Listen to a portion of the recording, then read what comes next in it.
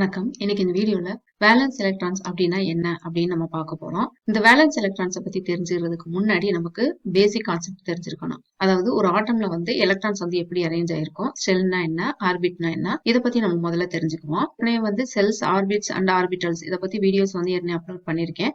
Description link கொடுக்குறேன், பார்க்காதவங்க பாத்துக்கோங்க. இப்ப நீல்ஸ் போர் மாடல் எடுத்துக்கிட்டோம் அப்படின்னா நடுவுல வந்து நமக்கு வந்து நியூக்ளியஸ் இருக்கும். அதை சுத்தி வந்து இந்த மாதிரி ஆர்பிட்ஸ் இருக்கும். இந்த ஆர்பிட்ஸ்ல தான் வந்து எலக்ட்ரான்ஸ் வந்து சுத்தி வரும் அப்படின்னு சொன்னாரு. இப்ப இந்த எலக்ட்ரான்ஸ் சுத்தி வர இந்த ஆர்பிட்ஸ் இருக்குல்ல, இதைத்தான் வந்து ஆர்பிட்ஸ், அப்படி இல்லை அப்படின்னா ஷெல் அப்படின்னு நம்ம சொல்றோம். இந்த ஒவ்வொரு ஷெல்லுக்கும் ஒவ்வொரு நேம் இருக்கு. ஃபர்ஸ்ட் ஷெல் வந்து இருக்கு கே அப்படின்னு சொல்றோம், ரெண்டாவது வந்து எல் அப்படின்னு சொல்றோம், எம் என் இந்த மாதிரி போயிட்டே இருக்கும். இந்த கே ஷெல் ஒவ்வொரு ஷெல்லுக்குமே வந்து சப்ஷெல் இருக்கும் அப்படின்னு சொல்றாங்க. அதைத்தான் வந்து எஸ், ரெண்டாவது வந்து எஸ்என்பி, மூணாவது இருக்க ஷெல்லுக்கு வந்து எஸ்பிடி, நாலாவது இருக்கிறது வந்து எஸ்பிடிஎஃப் அப்படின்னு மென்ஷன் பண்றோம். இதனுடைய எனர்ஜி லெவல் எப்படி இருக்கும் அப்படின்னா இன்க்ரீஸ் ஆகிட்டே போகும் அப்படின்னு சொல்றோம். ஃபர்ஸ்ட் செல் வந்து 1 2 3 4 அது எனர்ஜி லெவல் வந்து இன்க்ரீஸ் ஆகிட்டே போகும் அப்படின்னு சொல்றாங்க. இப்ப இந்த ஒவ்வொரு ஷெல்லுக்கு வந்து எத்தனை எலக்ட்ரான்ஸ் வரைக்கும் இருக்கலாம் அப்படின்றத வந்து ஒரு ஃபார்முலா வச்சு கால்குலேட் பண்றாங்க. அதுதான் 2n². ஸோ இந்த n அப்படின்றது இருக்கு இல்லையா, இதுக்குதான் வந்து இந்த n நம்பரை வந்து நம்ம அப்ளை பண்ண போறோம். இப்ப 2 அப்படின்னு சொல்லி பார்த்தோம் அப்படின்னா 2n² பார்த்தோம் அப்படின்னா ஃபர்ஸ்ட் கே ஷெல்லுக்கு வந்து n ஈக்குவல் டு 1. அந்த 1 வந்து இங்கே n-க்கு பதிலாக நம்ம அப்ளை பண்ணோம் அப்படின்னு வச்சுக்கோங்களேன். இப்போ 1 பவர் 2 என்ன வரும், நமக்கு வந்து 1 தான் வரும்.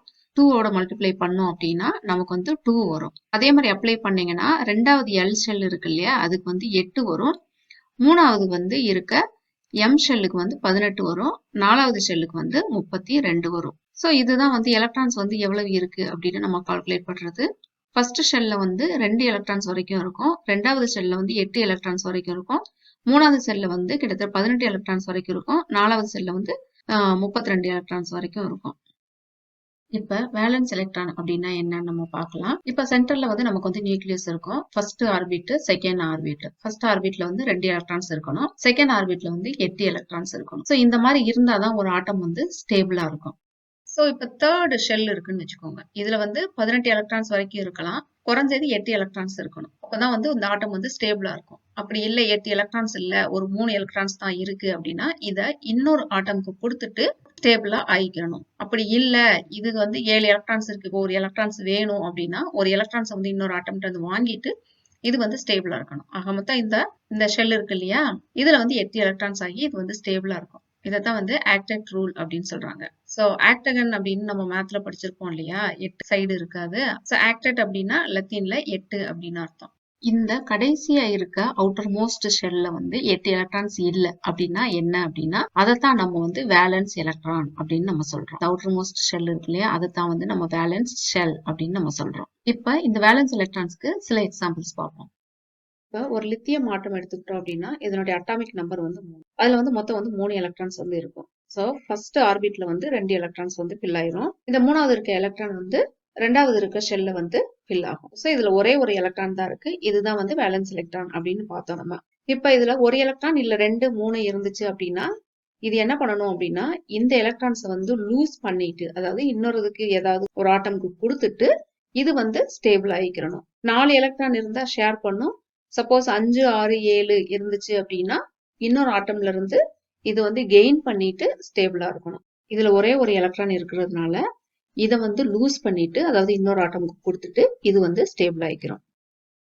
இப்ப சோடியம் வந்து எக்ஸாம்பிள் எடுத்துக்கிடுவோம். சோடியத்தோடைய அட்டாமிக் நம்பர் வந்து 11.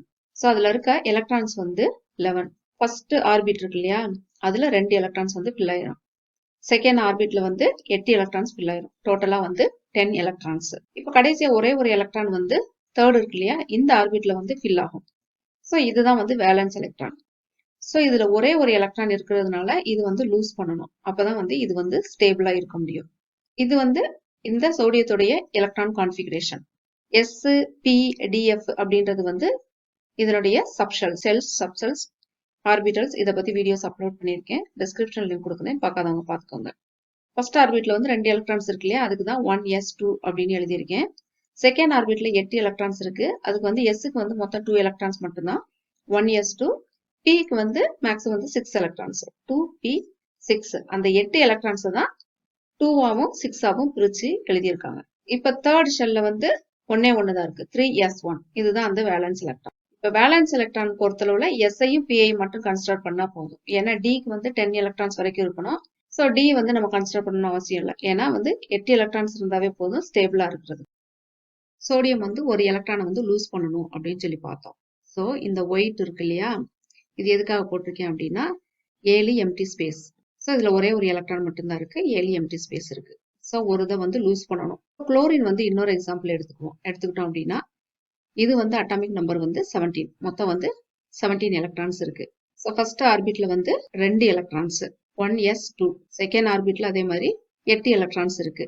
அதுக்கு தான் வந்து 2s2 2p6. 8 எலக்ட்ரான்ஸ் வந்து ரெண்டாவது ஆர்பிட்ல ஃபில் ஆயிருச்சு. மூணாவது ஆர்பிட்ல வந்து மொத்தம் 7 எலக்ட்ரான்ஸ் ஃபில் ஆயிருக்கு. ஒரு ஸ்பேஸ் வந்து எம்டியா இருக்கு. ஸோ இது 7 எலக்ட்ரான் இருக்கிறதுனால ஒரு எலக்ட்ரானை வந்து கெயின் பண்ணிக்கலாம். அதுதான் வந்து இந்த சோடியத்துல இருந்து கெயின் பண்ணுதுன்னு வச்சுக்கோங்க. இதுதான் வந்து சோடியம் குளோரைடா நமக்கு கிடைக்கிறது. அது நம்மளுடைய உப்பு இருக்கு இல்லையா, உப்பு தான் சோடியம் குளோரைடு. ஸோ இந்த சோடியம் வந்து ஒரு எலக்ட்ரானை வந்து லூஸ் பண்ணும், இந்த குளோரின் வந்து ஒரு எலக்ட்ரானை வந்து கெயின் பண்ணும். ஸோ இந்த பாண்ட் தான் நமக்கு கிடைக்கிறது வந்து சோடியம் குளோரைடு. இப்போ இன்னொரு எக்ஸாம்பிள் வந்து கார்பன் எடுத்துப்போம். கார்பனுக்கு வந்து எலக்ட்ரான்ஸ் வந்து மொத்தம் 6 எலக்ட்ரான்ஸ் இருக்கும். ஃபர்ஸ்ட் ஆர்பிட்ல வந்து 2 எலக்ட்ரான்ஸ் ஃபில் ஆயிரும். ரெண்டாவது ஆர்பிட்ல வந்து 4 எலக்ட்ரான்ஸ் ஃபில் ஆயிரும். இந்த ஒயிட் ஸ்பேஸ் எதுக்கு போட்டிருக்கேன் அப்படின்னா எம்டி. ஸோ மொத்தம் வந்து 4 எலக்ட்ரான்ஸ் வந்து தேவைப்படுது. 4 எலக்ட்ரான்ஸ் வந்து இந்த செகண்ட் ஆர்பிட்ல இருக்கு. ஸோ மொத்தம் வந்து டோட்டலா 8 எலக்ட்ரான்ஸ் வேணும். ஹைட்ரஜனுக்கு வந்து ஒரே ஒரு எலக்ட்ரான் தான் இருக்கு. அதனால 4 ஹைட்ரஜனோட பாண்டிங் ஆகும். கார்பனை வந்து சி அப்படின்னு மென்ஷன் பண்ணுவோம் இல்லையா. இப்ப 4 ஹைட்ரஜன் இதோட சேர்றதுனால H4, அதுதான் CH4 அப்படின்ற நமக்கு மீத்தேன் கிடைக்குது. ஸோ உங்களுக்கு வேலன்ஸ் எலக்ட்ரான் பத்தி ஒரு ஐடியா கிடைச்சிருக்கும் அப்படின்னு நம்புறேன். இந்த வீடியோக்குரிய கொஸ்டின், நோபல் கேசஸ் பத்தி உங்களுக்கு தெரிஞ்சா அதை வந்து கமெண்ட்ல சொல்லுங்க. இந்த வீடியோ பத்தி ஏதாவது கேள்விகள் இருந்தாலும் கமெண்ட்ல சொல்லுங்க. Thanks for watching.